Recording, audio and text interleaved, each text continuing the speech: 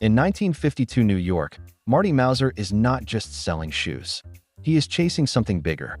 He wants fame, respect, and he wants the world to know his name. Marty Supreme tells the story of a young table tennis player who believes he is destined for greatness, but keeps getting in his own way. What starts as a simple sports dream slowly turns into a story about ego, fraud, humiliation, and responsibility. This is not just a movie about winning matches. It is about what happens when ambition becomes obsession, and how a man learns the hard way that success means nothing if you lose your integrity along the way. The film opens in 1952 New York City. Marty Mauser works in his Uncle Murray's shoe store. He measures feet, stacks boxes, and deals with customers. But we quickly see that this is not who he thinks he is. After work, he trains as a professional table tennis player. He plays with speed, confidence, and flair. He talks constantly about one goal: winning the British Open and beating the great Béla Kletzki. Marty also has side ideas. He wants to sell orange novelty ping pong balls with his name printed on them. He pitches this idea to his friend Dion and Dion's father. At the same time, he is secretly having an affair with Rachel Misler, his married childhood friend. Marty demands $700 from his uncle to travel to London. Murray refuses. He says Marty should keep his job and think about his mother. Marty feels trapped. That night, he robs the store vault at gunpoint, threatening his co-worker Lloyd. The opening shows us a man who believes he is meant for something bigger. The shoe store represents safety and stability, while table tennis represents risk and identity.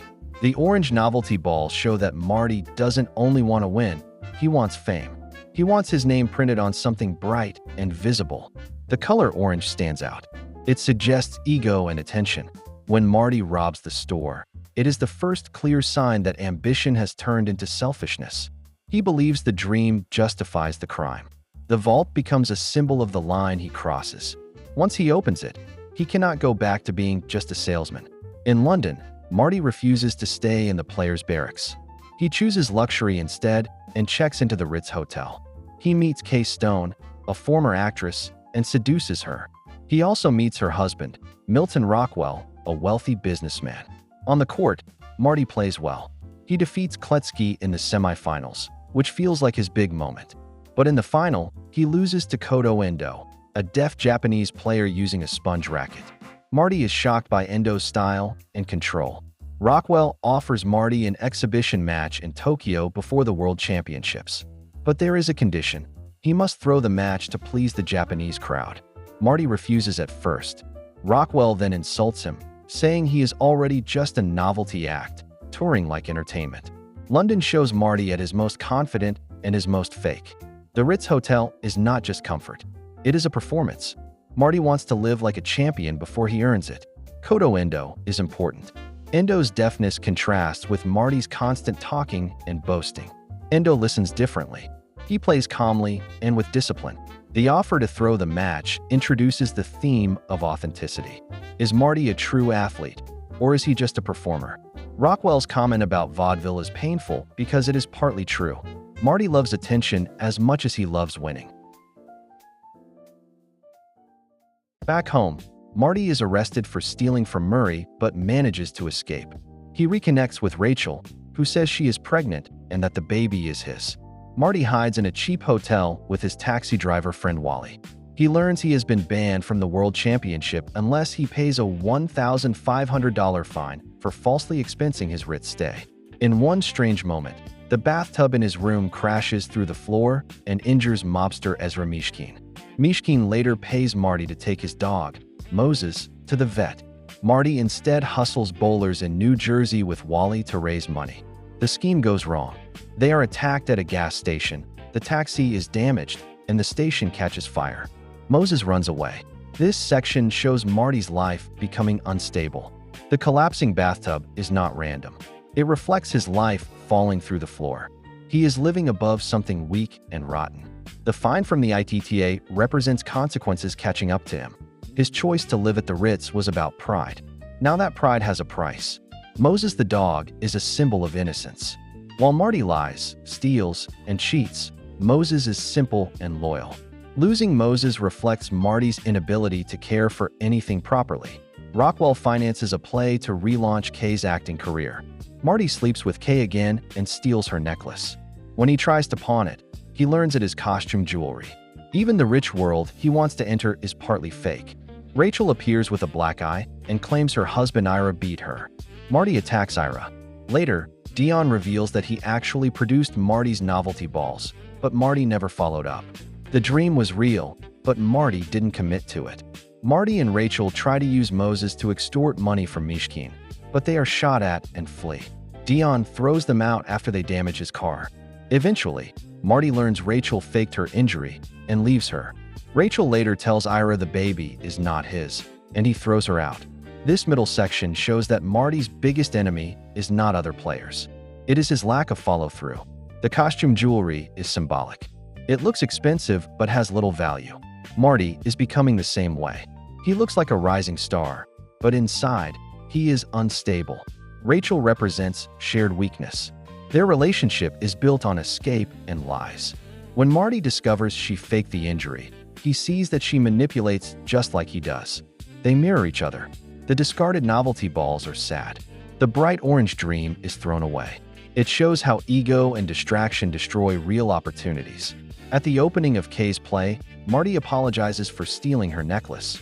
Kay later meets him in Central Park and gives him a real valuable necklace to help pay his fine. Police catch them during an intimate moment, and they use the necklace to bribe the officers.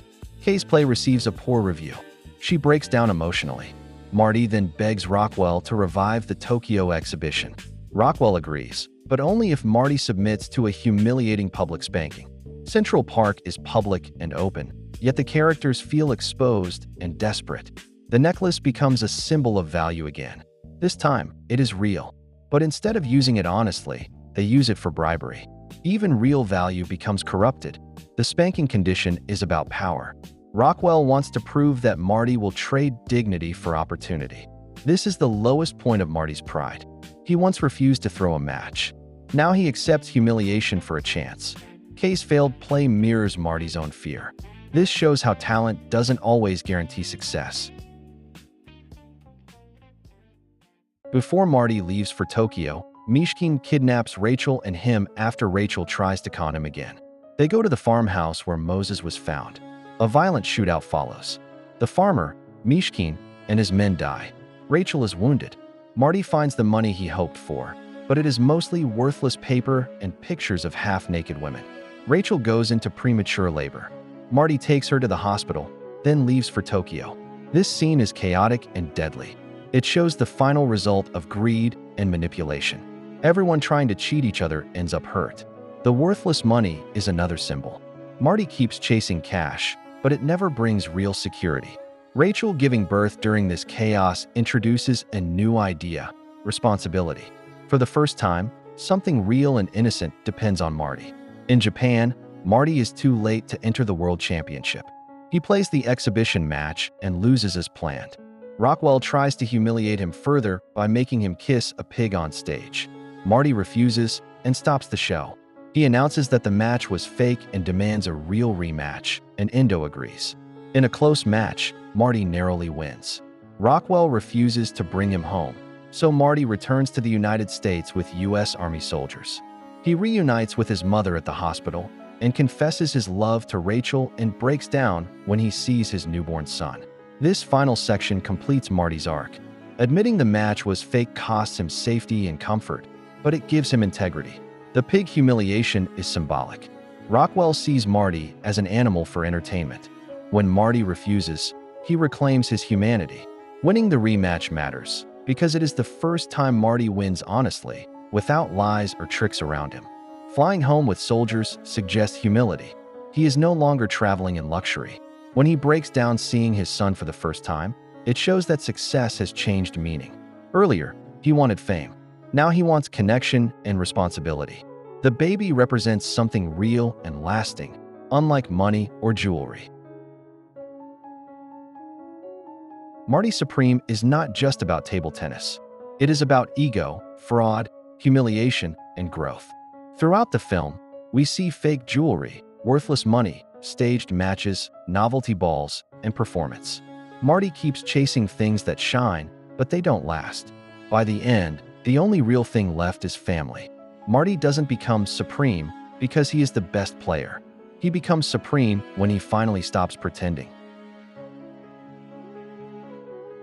Make sure to like and subscribe if you enjoyed this video, and I will see you in the next one.